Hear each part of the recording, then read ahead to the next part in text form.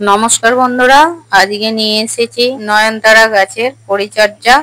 কিভাবে নয়নতারা গাছের যত্ন নেবে আর কিভাবে বেশি ফুল পাবে গাছ ভর্তি, আর সেটাই বলবো তোমাদেরকে। কিভাবে এর কেয়ার করবে আর বেশি বেশি ফুল পাবে, কিভাবে যত্ন করলে। দেখো বন্ধুরা, এই যে নয়নতারা গাছটা তোমরা দেখছো, এটা প্রচুর ফুল ফুটছে অনেক দিন ধরে। আমি প্রচুর ফুল তুলেছিও সকালে, এখনো এত ফুল গাছ ভর্তি, আর কত সুন্দর অল্প দিনের মধ্যে ঝাগড়া হয়ে গেছে। এরকম তোমরাও করে নিতে পারো। আর এই গাছ সারা বছর ফুল দেবে, বিশেষ করে বর্ষায় প্রচুর ফুল হয়।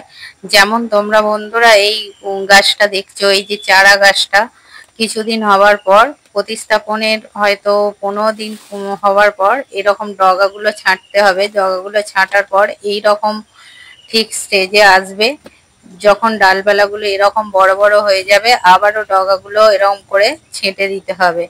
যত ডগা ছাঁটবে ততই বেশি ফুলের সংখ্যা বাড়বে, ডালের সংখ্যা বাড়লে আর ফুলের সংখ্যাও বাড়বে। এই রকম দ্বিতীয় ধাপ চলে গেল। এবার তৃতীয় ধাপে এলাম। দ্বিতীয় ধাপে এসে এই রকম ঝাঁকড়া হবে গাছটা। যখন এই রকম ঝাঁকড়া হবে তখনও এই যত সব ফুলগুলো ফুটে যাবে, শুকনো ফুলগুলো এইভাবে তুলে ফেলে দিতে হবে।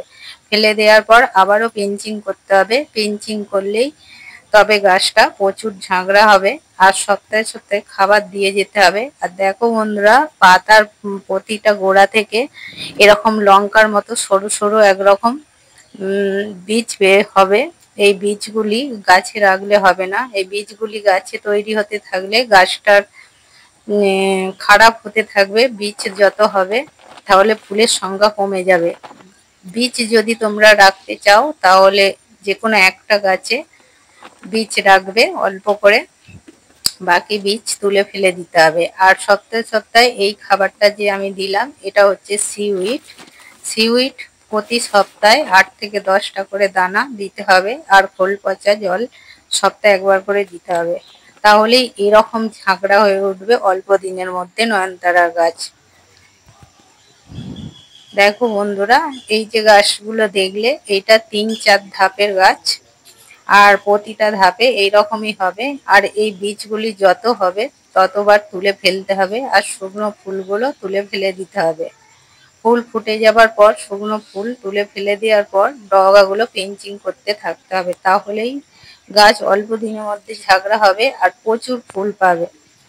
তো এই ছিল ভিডিও, নয়নতারা গাছের যত্ন কিভাবে করবে।